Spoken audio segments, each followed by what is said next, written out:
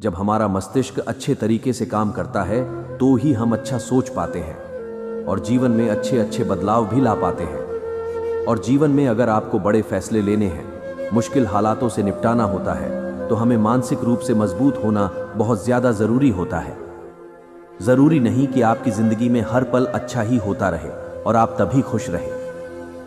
कभी कभी आपकी जिंदगी में ऐसे वक्त भी आएंगे जहां पर आपको भारी मुसीबत का सामना भी करना पड़ सकता है। ऐसे में कई बार होता है कि इंसान मुसीबत का सामना करते करते, अपने मुश्किल हालातों से लड़ते लड़ते अपने जीवन से हारने लगता है। लेकिन वहीं पर जो इंसान मानसिक रूप से मजबूत होते हैं, वह इन मुश्किल हालातों से अपने कठिन समय से बाहर जरूर निकल आते हैं।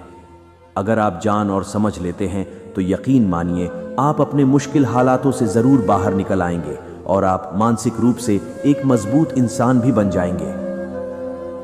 एक बार एक महात्मा आश्रम में अपने शिष्यों को दिमाग के ऊपर कुछ भाषण दे रहे थे। गुरु कह रहे थे कि इंसान के मस्तिष्क के विचार कभी अच्छे होते हैं तो कभी बुरे होते हैं।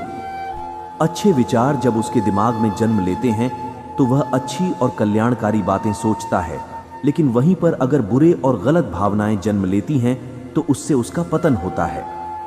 तभी उनमें से एक राम नाम का शिष्य खड़ा होता है और गुरु से पूछता है कि गुरुवर, क्या कुछ ऐसा तरीका आप बता सकते हैं जिससे कि हम अपने मस्तिष्क को मजबूत और ताकतवर बना सकते हैं, खुद को मानसिक रूप से मजबूत बना सके। अवश्य मैं बताऊंगा, लेकिन उससे पहले मैं कुछ बातें मन पर बता रहा हूं जिसे तुम लोग ध्यान पूर्वक सुनना, तभी जाकर के हम बताएंगे कि मानसिक रूप से मजबूत कैसे बने। तभी तुम सब इस बात को बड़ी ही आसानी से समझ पाओगे।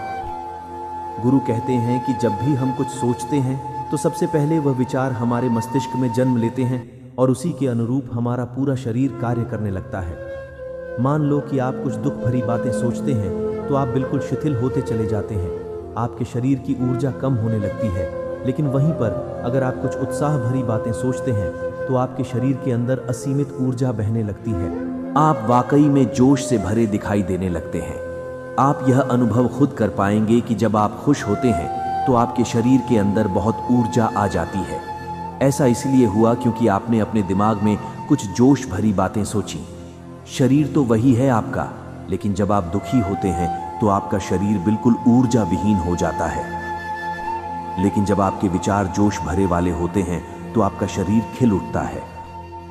यानी हमारा शरीर किस तरीके से काम करेगा, ये सब हमारे मस्तिष्क में उत्पन्न हो रहे विचारों पर निर्भर है। अब तुम सबको मेरी बातें बहुत ही अच्छे तरीके से समझ में आएंगी। अब हम बताने जा रहे हैं कि मानसिक रूप से हम मजबूत कैसे बने। गुरु कहते हैं कि मैं तुम सबको तरीका बताऊंगा।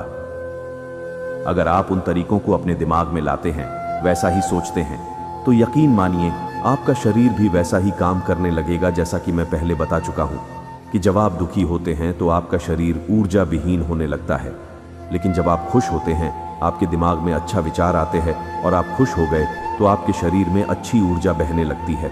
इसका मतलब यह है कि अगर हमारा शरीर भी ऊर्जा और जोर से भर जाएगा, अर्थात मजबूत बन जाएंगे। और वास्तव में जब आप मानसिक रूप से मजबूत बन जाएंगे, गुरु कहते हैं कि शिष्य मानसिक रूप से मजबूत बनने का पहला नियम है, जो हो चुका है उसकी परवाह करना छोड़ दो। गुरु कहते हैं कि शिष्यों, मुझे यह बताओ कि सूर्य किस दिशा में उगता है। तो सभी ने सुनकर एक साथ जवाब दिया कि गुरुजी, सूर्य पूरब दिशा से निकलता है। फिर गुरुजी ने कहा कि अगर मैं यह कहूं कि सूर्य पश्चिम दिशा से निकले तो क्या वह निकलेगा? सभी कहते हैं कि बिल्कुल नहीं गुरुवर, सूर्य तो पूर्व दिशा से ही निकलेगा। हम उसके स्थान को, उसके जगह को बदल नहीं सकते।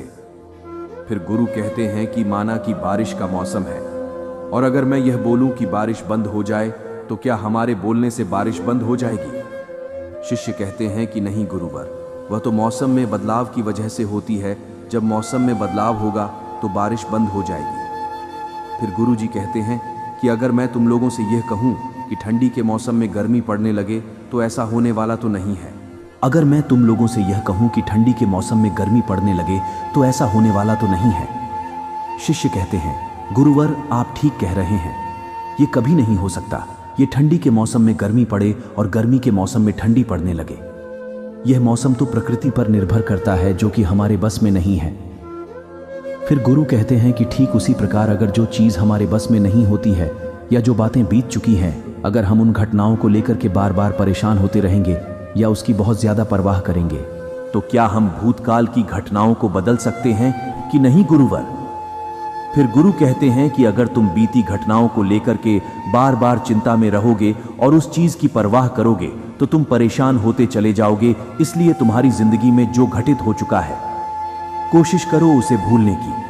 और उसका एकमात्र तरीका है कि आप अपने आने वाले समय पर, आने वाले भविष्य पर, आने वाली चीजों पर अपना ध्यान केंद्रित करें। गुरु आगे कहते हैं कि मानसिक रूप से मजबूत बनने का दूसरा नियम है ध्यान करने की आदत डालें। गुरु कहते हैं कि गौतम बुद्ध जब सत्य की खोज में निकल पड़े थे तो उन्होंने बहुत सारे उपाय किए, बहुत सारे कर्मकांड किए, लेकिन उन कर्मकांड की वजह से उन्हें बहुत ज्यादा कुछ हासिल नहीं हुआ और उनका शरीर दुबला पतला होता चला गया, लेकिन वह सत्य की खोज करने में असमर्थ रहे। उनके गुरुओं ने उन्हें बहुत सारे कर्मकांड उपाय बताए, लेकिन उन कर्मकांड का कोई मतलब नहीं हुआ। अंत में जब भगवान गौतम बुद्ध स्वयं ध्यान की अवस्था में बैठे तो धीरे धीरे ज्ञान की गहराइयों में जाकर के उन्हें वह सारी चीज पता लगने लगी जिस चीज की वह खोज में निकल पड़े थे। ध्यान के जरिए वह अपने सभी विचारों पर विजय पाली। उन्होंने पापी मार्ग को पराजित किया, काम वासना पर विजय पाई, अपनी हर एक भावना पर वह विजय पाली। और यह सब तभी हुआ जब वह ज्ञान की गहरी अवस्था में बैठे और कई दिनों तक ऐसे ही बैठे रहे।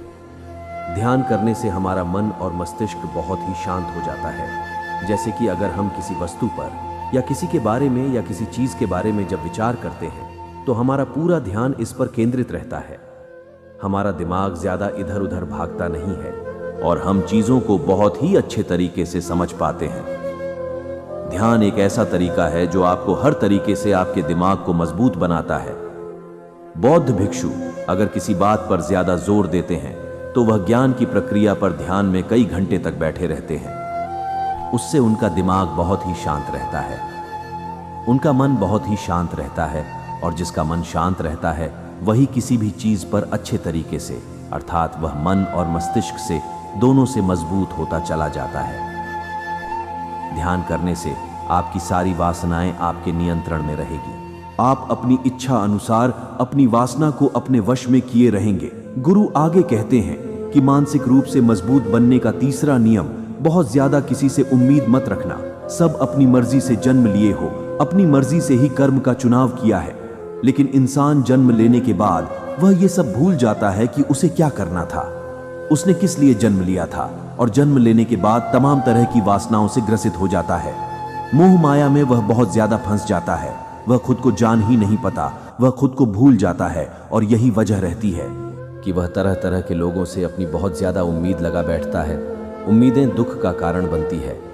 जिस व्यक्ति वस्तु से आपकी उम्मीदें ज्यादा बढ़ जाएं, आने वाले समय में सबसे अधिक दुख आपको उसी से मिलने वाला है, क्योंकि उम्मीद जहां पर होती है, इसलिए इस सांसारिक, इस भौतिक जीवन में बहुत ज्यादा उम्मीद और बहुत ज्यादा मोह किसी भी व्यक्ति से मत करना।